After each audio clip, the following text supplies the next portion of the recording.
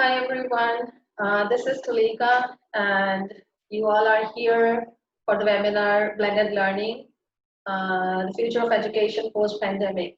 And so I'm really excited to share what is blended learning and what are its components, how do we implement it in the classroom, and also you're going to watch a short video where you will see kind of an approach of blended learning. So I'm going to share my PowerPoint.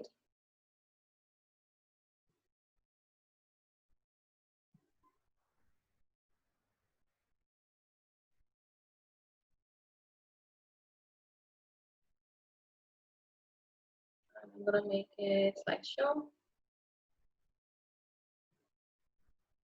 All right. So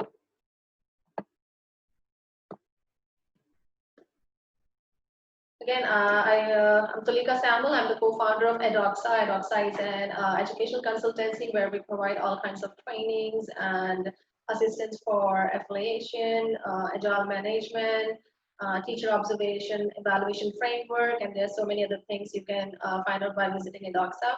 Starting with what we are here for today, blended learning. So as we see the current scenario where the schools are closed almost all over the world and the classes are now completely switched to online from traditional classroom. So blended learning is something that is really gonna take a pace after or post-pandemic. And there are a few states in India where this thing has already started, where few of the higher education schools are allowed to open just so that the kids can come for any kind of doubt to the teachers. So in today's session, we're going to be talking about three components. The first component is to understand the meaning of blended learning, to understand what it is and what it is not, to make a clear understanding of what is blended learning, what does it mean. The second outcome for today's session would be components of blended learning.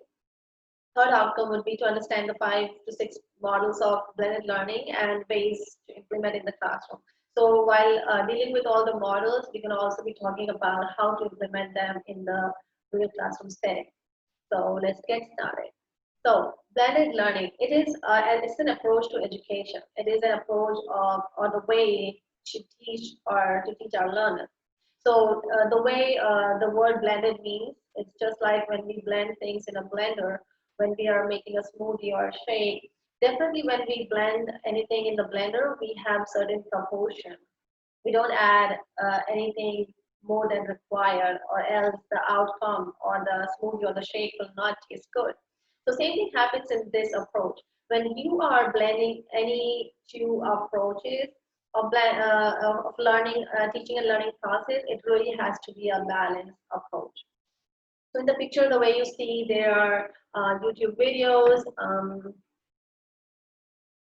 I'm gonna do some annotation.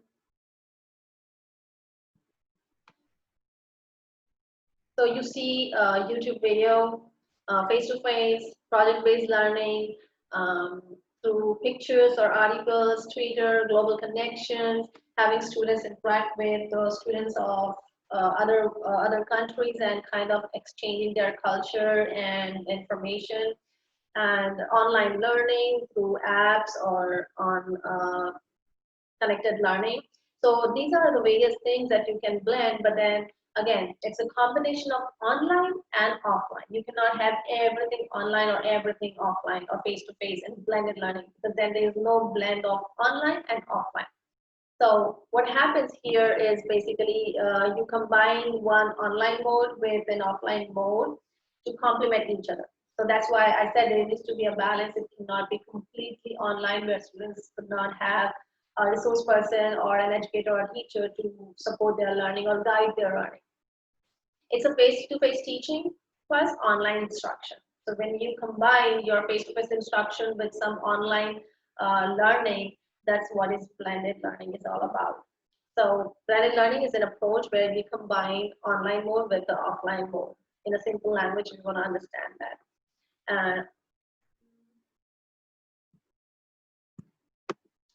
So to dig deeper about blended learning, what happens here is the shift is from textbooks to digital content.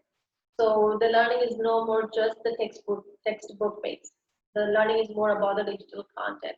There are so many resources out there which can be used to support what you are doing. Um, and during this pandemic, uh, not all the students or everyone has an access to the library. So there are digital content that teacher could share with the students, and then they can have access to those concepts or content. It's not sequential rather than adaptive. So there's nothing that goes step by step. In blended learning, it's just how you adapt to the offline and online combination. In just traditional classroom, it's passive because every information is given by the teacher and students just have to process. Whereas in blended learning, it's more active because part of the information or instruction is being passed by the teacher to the student, but then the student is not only processing, but they're also practicing online, and then there's interaction, a meaningful interaction, not just the interaction, a meaningful interaction and discussion about the outcome. It's not, it shifts from annual tests to instant feedback. So what happens here is in classroom, traditional classroom, you teach a content or lesson and then you take a lesson and test. But here, while learning and teaching, so you see how there's a difference. Here you are teaching, here you are teaching and learning. So here in the teaching learning process, you are actually giving instant feedback, because without the feedback, the students will not be able to proceed further, because they need guidance. They need a meaningful feedback where they know which direction they are going to and whether or not it's really essential, it's really helpful to reach the goal or the outcome. Here it's just a teacher, but in blended learning, it's a team effort where a teacher may not be alone capable to do that.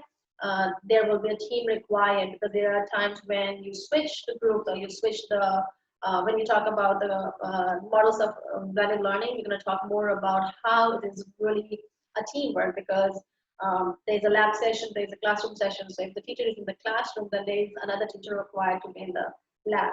So it's more team bonding. But again, it really requires a team effort, but then the work becomes easier. The outcome becomes more progressive and more guaranteed. So the shift is from everything that is traditional to everything that is blended and more outcome based. Now talking about the second outcome, which is components of blended learning. So component means the way the blended learning takes place. So for example, there are basically two types of two components. One is synchronous, another is asynchronous. So synchronous, where there is interaction with the teacher, whether it is physically face-to-face or it's online or through another medium, electronic medium. So in synchronous component, the student and the teacher are interacting.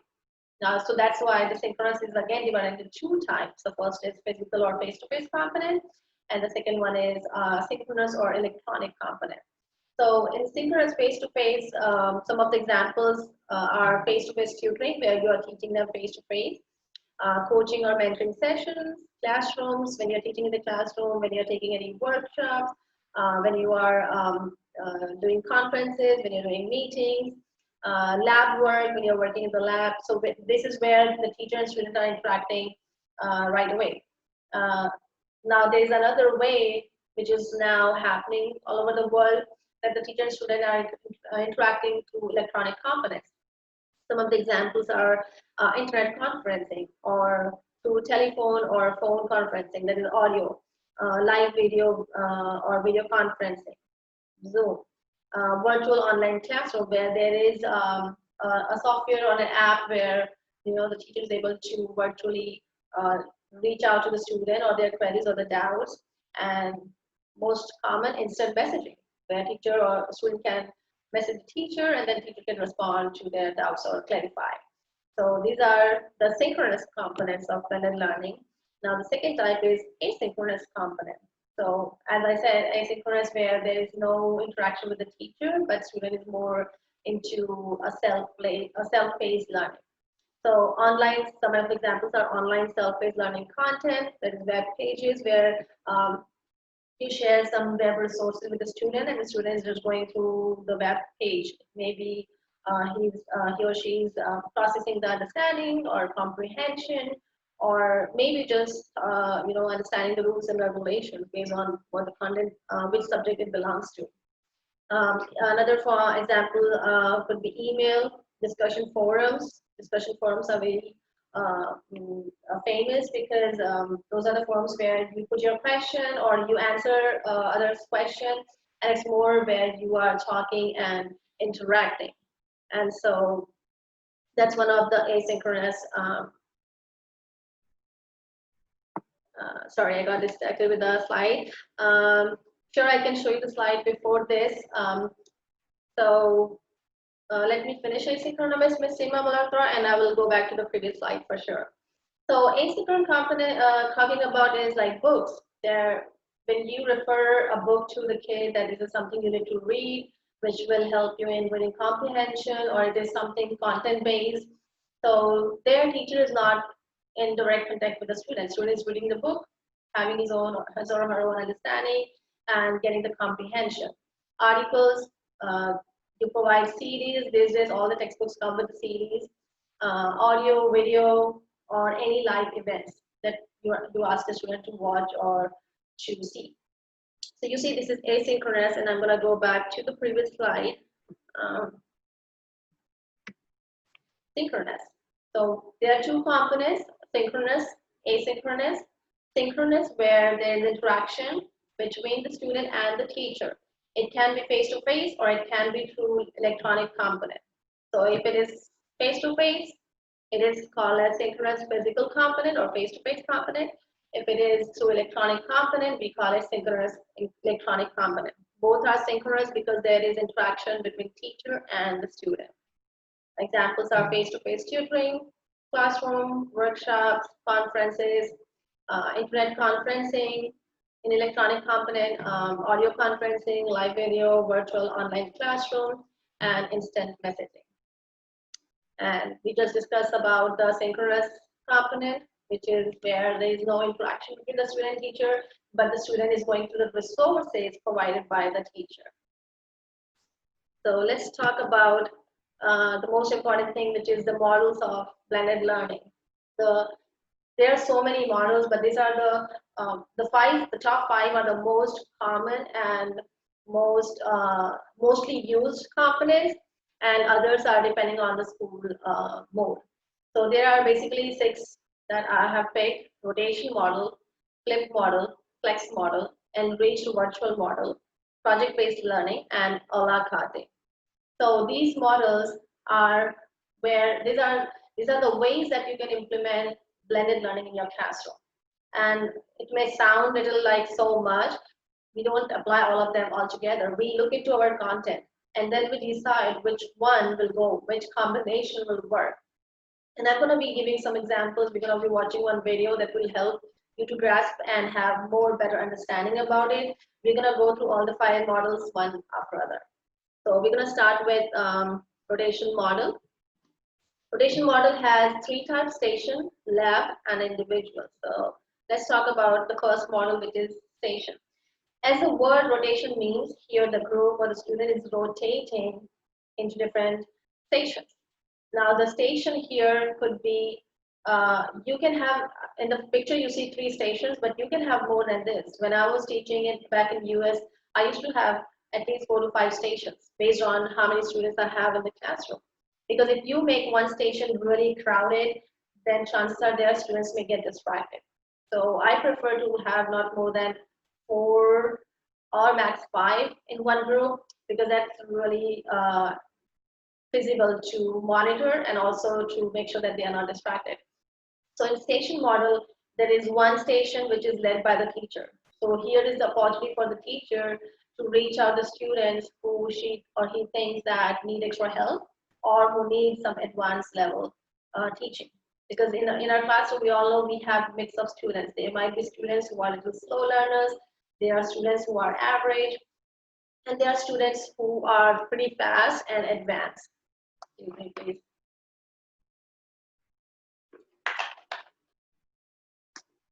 So in teacher-led instruction, this is the time where you can reteach to a small group that needs some feedback or some kind of extra resources. Maybe the way I taught it's little going above their level, or it's kind of little difficult. So we can always find out other way to teach them in a simpler way. Excuse me. Or maybe you don't have to teach them.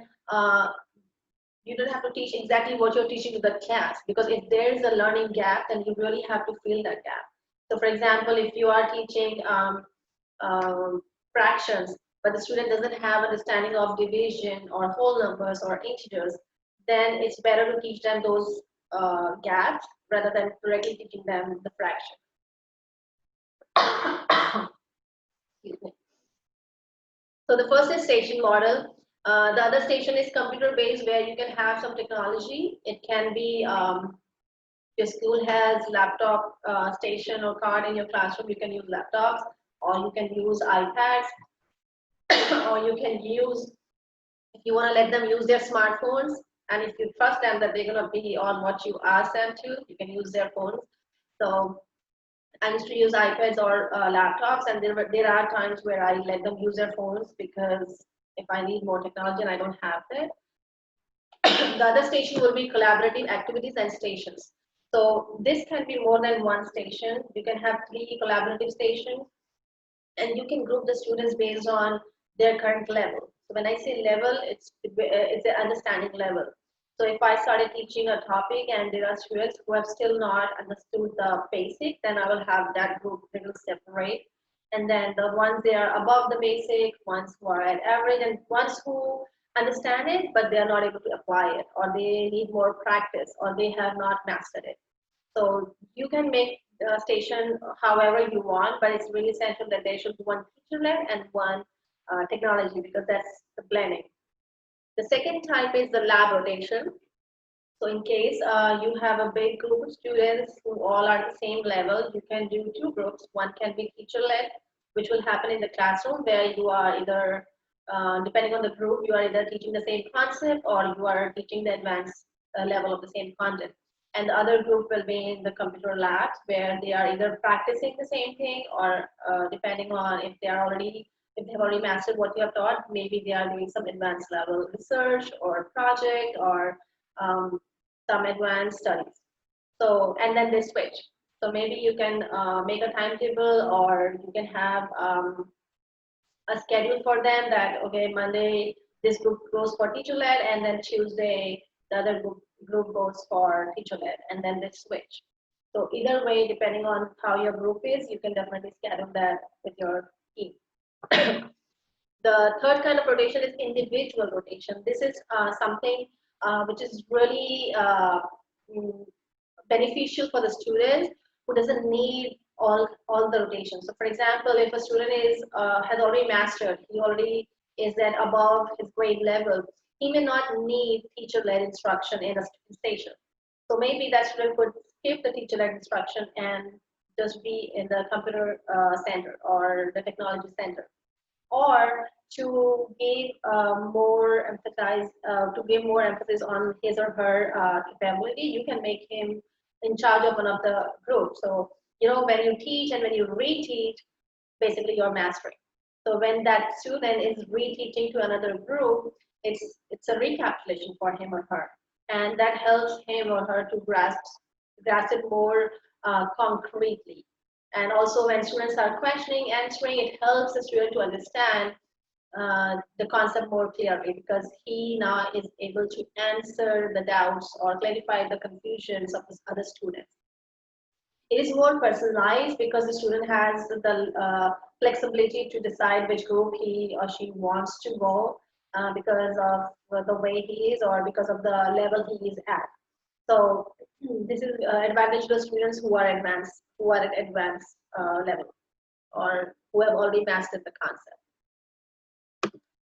The second kind of model is the flipped model, or you can say a flipped classroom.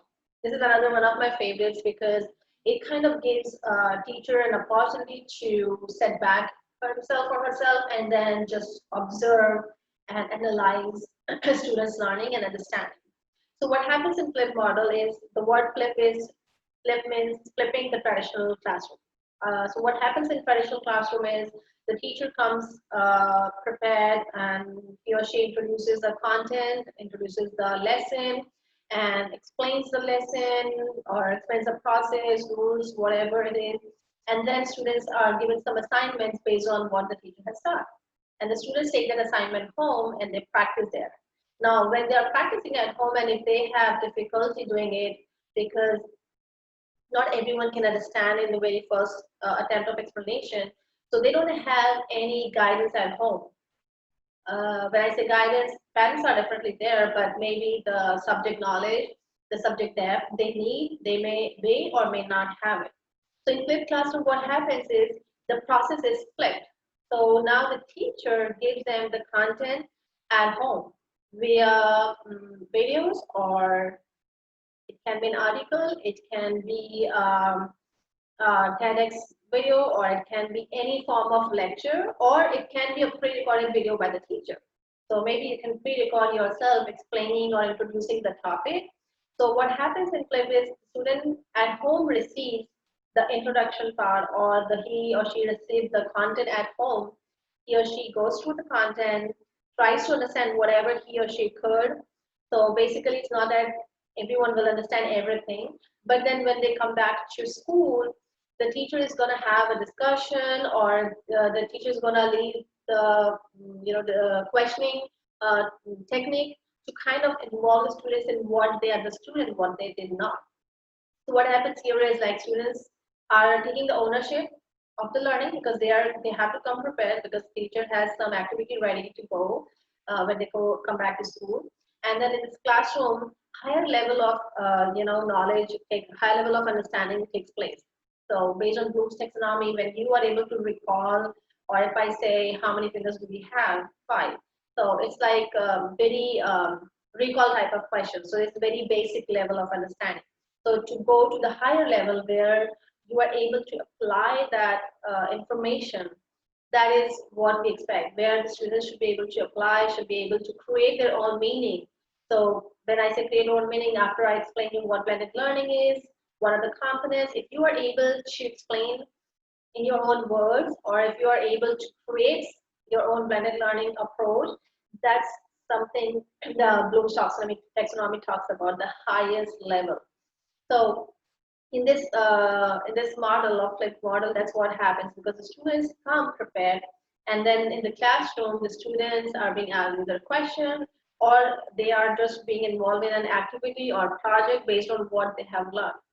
So in this case, the teacher gets an opportunity to kind of just observe and have instant feedback for the student. So if you see a student is still struggling, maybe it's time, this is the time where you can have a one-on-one conversation, a quick conversation about whether or not he was able to understand the article or video or whatever media was being shared, or is it that he needs some more help? And that's where you can just put on like, okay, Johnny needs some extra help. So maybe my station day, I'm going to have him with me one-on-one, and I'm going to really go over the concept.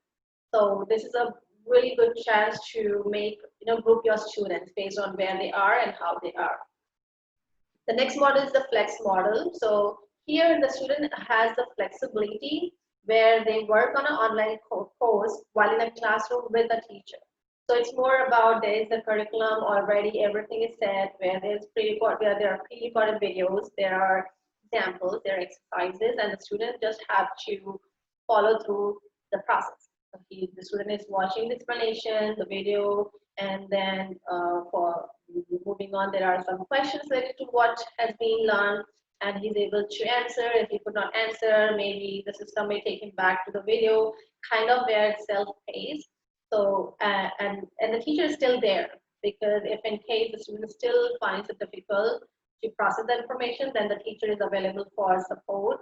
And it can be one-on-one support, it can be the whole class is struggling, so it can be like, all right, let's do it all together. So based on what the scenario is. Here it gives a flexibility. The reason it is named as flex, because let's say I'm fine and I'm going good with the explanation and I'm able to process it on my own. I don't have to go to the whole class, or I don't have to go to a small group where teacher is really teaching the same thing. Currently what happens in traditional classroom is like when the teacher is teaching the concept and when you reteach, not all the students need that reteaching. So what happens is the students who already know the concept are bored. That's when behavior problems arise. That's when I already know it. Why do I have to do this? Why I'm sitting here? Why I cannot do? So this kind of questions comes out, and that kind of disturbs the classroom environment. So this model gives that flexibility where, all right, Johnny already knows ABC. He doesn't need to redo ABC, so he can carry on and start DEF. And this group, I'm going to reteach them how to write ABC.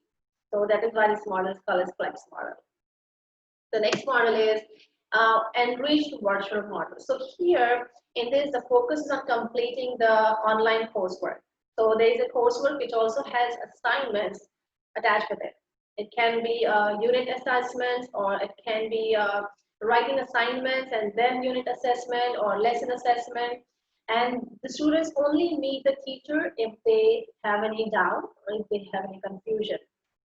So that is where, so say like if you're doing any online course and which is pre-recorded or which has content already set by in a sequence, and you just have to follow through. So here you still get the teacher support, but it's if you need it. So it's kind of completely online, not completely online. It's like almost online, but then you still have some teacher support, and that's why it comes under blended learning. Project-based learning. This is again something really essential, required, because when students are, applying the process to a problem, that's the true learning. I know what is photosynthesis, but unless I see that in reality, where we take them to, or we ask students to grow a plant, one in the sun, one inside, and without sunshade, with sunshade, and so how one plant is growing healthy, another could not because there is no sunlight. Or maybe we have two parts, we are growing the plants, to one we are watering regularly, and to one we are not watering regularly. So when they apply that process, they don't have to memorize any information because they have seen it. It's just like a movie. When you watch a movie, sometimes you even remember the dialect because you have the audio and the visual both in the movie. Whereas in classroom, when it's lecture method, or even if you're showing them something, it's not completely something that they can process. So in project-based learning, they can do both, either online in the form of course, or they can do face-to-face with the teacher's instruction. So maybe you can have them do a research or inquiry, or they can solve a problem, they do a research, they Google the information, they find out the pros and the cons, and then their learning guides them towards answering the problem or towards solving the problem. In face-to-face, maybe the teacher has given them the project problem, and then the teacher has a rubric, teacher has the steps that they need to follow, and then they follow through it, and then they submit their assignments. So project-based learning is more where they apply the information that they have learned from the teacher, from the book, or from any resource. So that's the fifth, project-based learning. And the last is a la carte. This one is more for something, for example, if you want to learn an extra language, so but your school is not providing it. You want to learn maybe French, but your school doesn't have French language as an option. So in this model, what happens is the student is allowed to take an online course with an online teacher. The teacher may not be from the school. The school can hire a different teacher from somewhere who knows or who teaches French, and then that teacher can teach the group the French language. But they still go to their regular face-to-face classes. So it's not that you don't want to learn English and you want to learn French. So that's not an option, but something extra you want to do that could that happens in this model where the students get the online teacher support to learn a new language. It can be something, maybe you want to learn a computer language. You know, you are in 11th standard, you need some extra language because you already know the languages that you are supposed to have in that grade level. Then a la carte is the model that could help that student to learn some extra language. And so we're gonna watch a video before we talk about the ways to implement blended learning in school. So I'm gonna stop the share of the PowerPoint and I'm gonna share the video.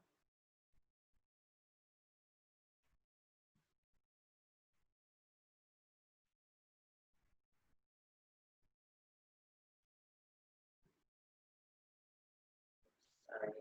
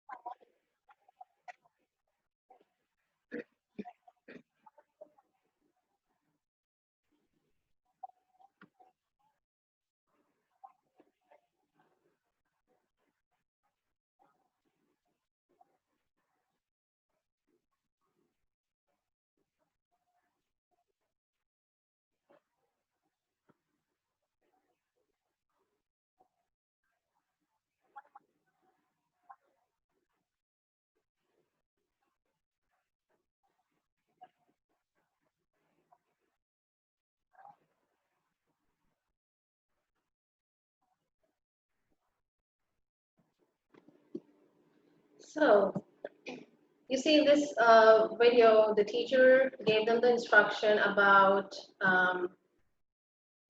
what they're gonna do, and the students already knew what and where are they gonna go. She just gave the instruction that go to your centers and you need a pencil and a paper The technology group doesn't need that. So there was a station where the students were working on the laptop. There was a station where the kids were working on iPads, and there was a group which teacher was having interaction with. So the teacher interaction was more where she was leading them. She was not giving them all the information. She did not tell them what the doctor was bringing home. She did not tell them where that passage come from. She was asking them question, and that was leading them towards the information. And in the iPad group, if you notice that the students were highlighting whatever the reading comprehension information was that they were required to do, they were highlighting it pink, and then so this was an example of station model. And I don't know, but I also got to see the flexible sitting where a group was on the floor, a group was on the carrot seat. So, this is how an environment of class should look like. So now talking about the steps, that's the last outcome, how to implement blended learning in school. So it's pretty simple. First of all, you know what you're gonna teach, because it's not necessary that you pick one uh, pair approach and then you just use it forever. Because depending on what your lesson is all about, what your content is all about, you have to make a meaningful selection. It's very good to start with just one pair and make yourself comfortable, let the students know, because this also comes into your routines and procedures. The students really need to know the routines, that what are they expected of. So in the whenever you are thinking of using the blended learning, maybe a week or 2 weeks before, have them just practice the process. When you say send a time, group number this goes table one, group number goes this, and we see how it happens. I used to time my classroom, and we used to do it like in 30 seconds. We started with 2 minutes, where some students are like, I don't know, where do I go? So we used to redo it. So every day I make it a routine that we're gonna spend 1 minute on one of the routines. So anyway, step one is explore blended learning. We already did that. We also gonna talk what it is not. Step two is to write a personal definition. Again, this personal definition is based on the content that you are picking. Brainstorm the strategies that you want to use.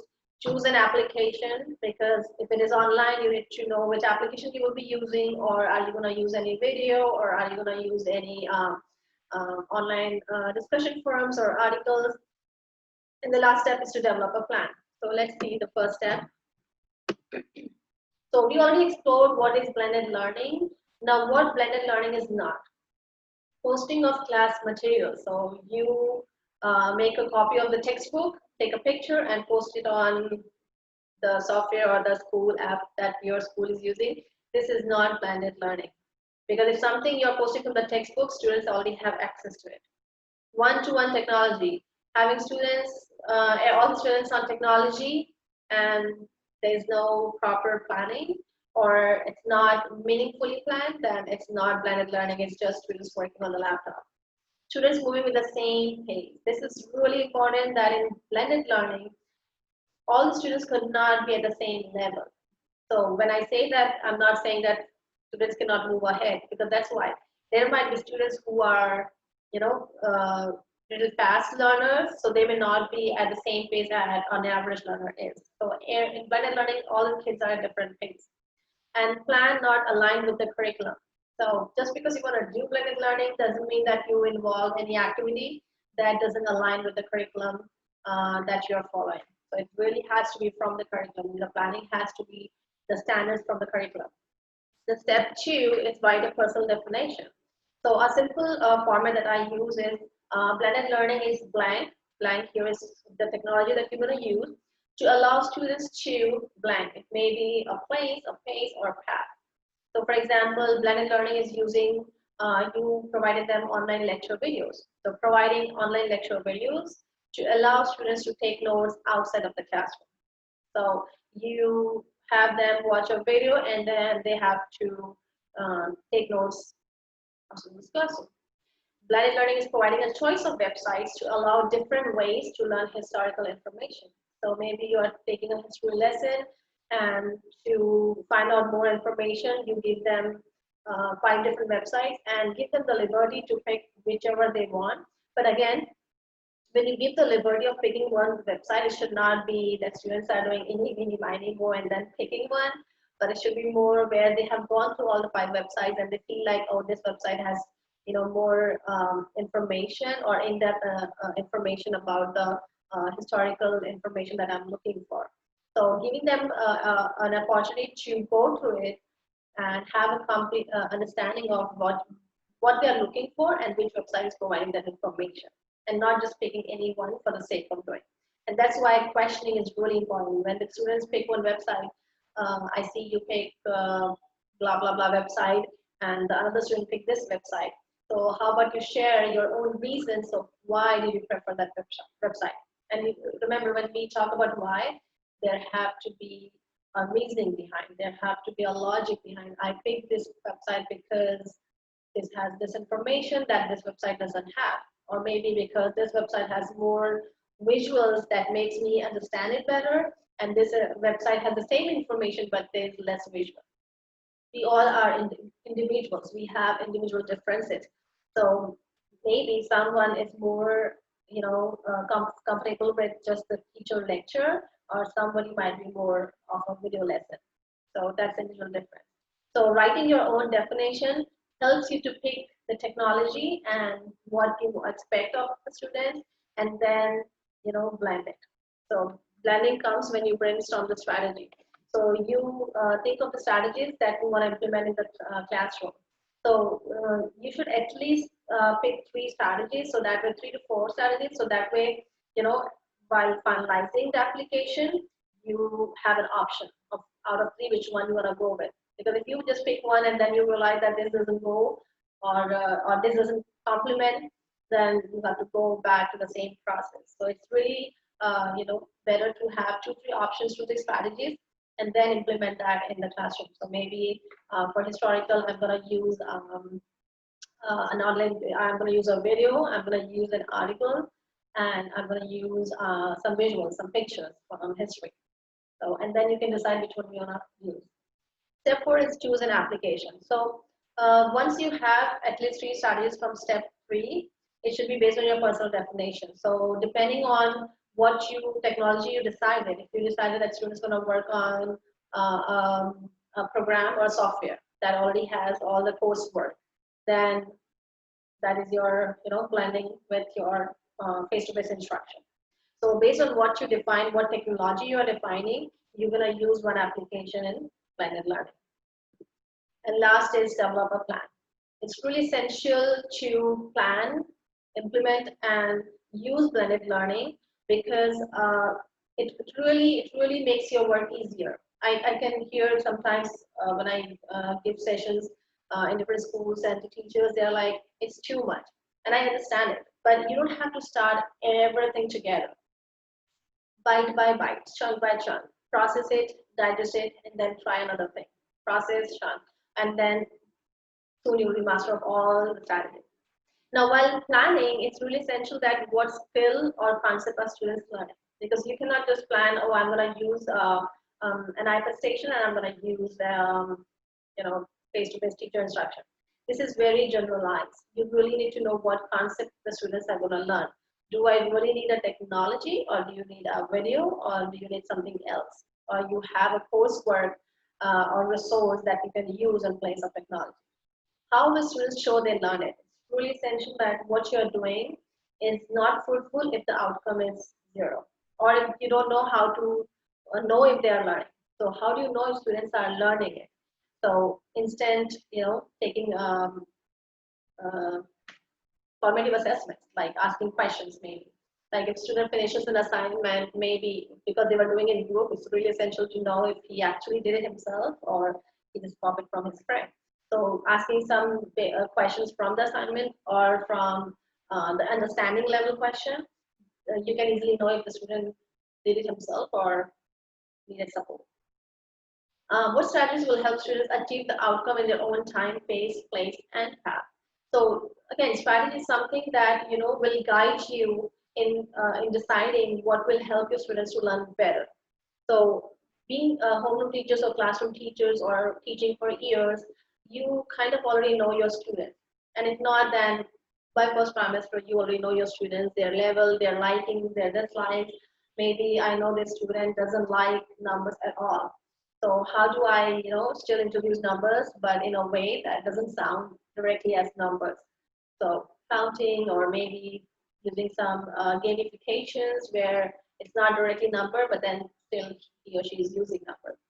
So these are some of the guiding questions that will help you to plan blended learning, and this is how the blended learning is all about.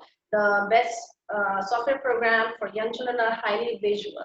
If we see today's kids are more into iPhones or smartphones or tablets, and they are more attracted to any videos or visuals. And then also music is another thing that I most often have used when I was in the US, because that kind of calms down the tone. And I used to use that during my centers because I'm teaching one group, and if every group is a little louder, it kind of becomes chaos. So when they are using their headphones, listening to music, I have seen a tremendous growth in their outcomes or outputs. Like they are more calm, they are more focused, they are more concentrated, and because they are into their own favorite music, they don't want to spend their time chit chatting or getting distracted from the work. So that's something one can take care of. And so the key takeaways before we end this session: modify models to expand relationships and collaboration. Really, no technology can ever replace teacher. That's my personal belief, my personal opinion. And so you can modify any strategy, any model that I have explained here to fit to your scenario. You can go from very slow, as I said, implement maybe one approach, and then you feel comfortable, then approach two, approach three, or you can just stick to two approaches for one school year, and then you add more to it. Make students agents of their learning. This is really important, that students should take the ownership. It should not be that you are feeding all the information, or you are forcing them, you have to learn this, you need to learn this. Let them take the ownership. Let them know, let them feel that they need to learn this. And that's why the why behind the learning is really important. Why do I need to know about certain things? So if you start your lesson answering them why, it will definitely keep them engaged throughout the lesson. And frame technology as one tool. Again, as I said, technology cannot replace teachers, but it's a really good resource. It's a really good medium to blend it with your online teaching. So I hope I was able to kind of explain you what blended learning is, and kind of you will leave with a good understanding. But there are any questions, comments, or concerns, I would be more than happy to help you out. You can put it on the checkbox, or I know you guys are muted. So if there are any questions or comments for me, please put it on the chat box, and I'll be more than happy to help you.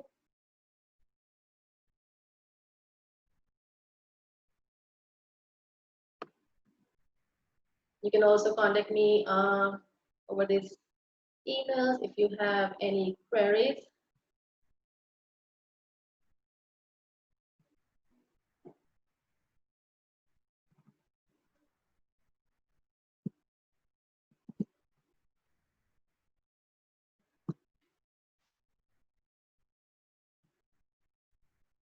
And I'll share my experience. We have another 3-4 minutes.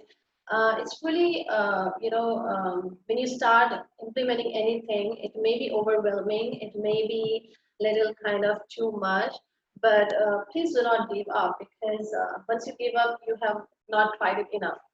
I usually tell my kids that, it's okay to not know, but it's not okay to not try.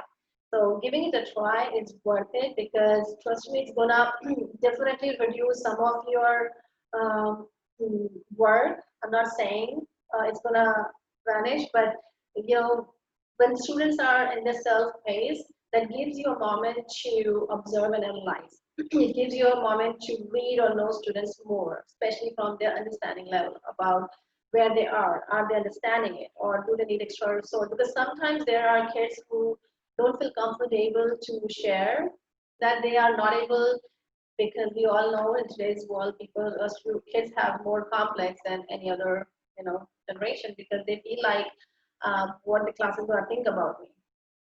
So if I ask this question, I had an honest conversation with one of my students, because in my classroom back in US, I made it compulsory that you have to ask 2 questions. And I gave them question stamps because sometimes they don't know how to ask questions.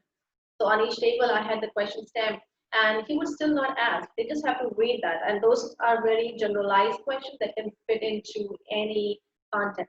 I was teaching mathematics, so I made a little more towards the math. So I was having a one-on-one conversation because it was like in the first trimester for 3 months, and he has not asked a single question. And so, but he would ask me question when I would go one-on-one with him.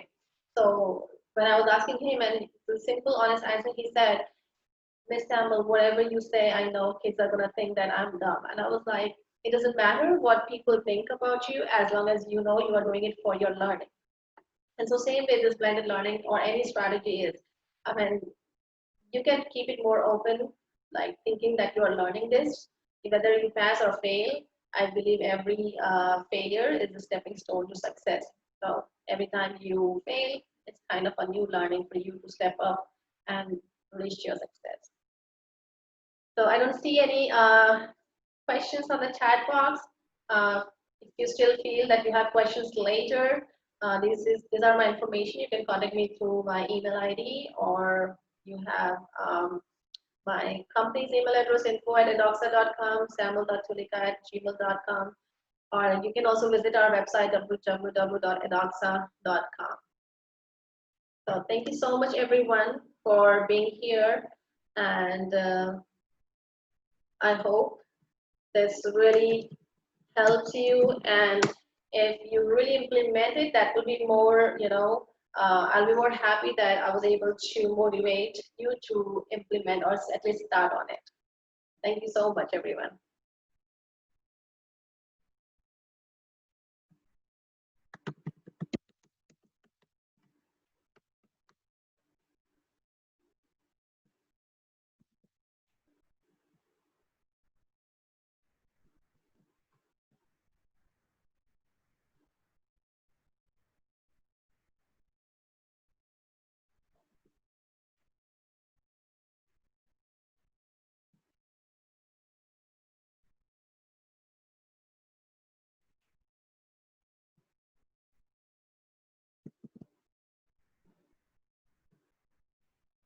All right, bye, everyone. Thanks again.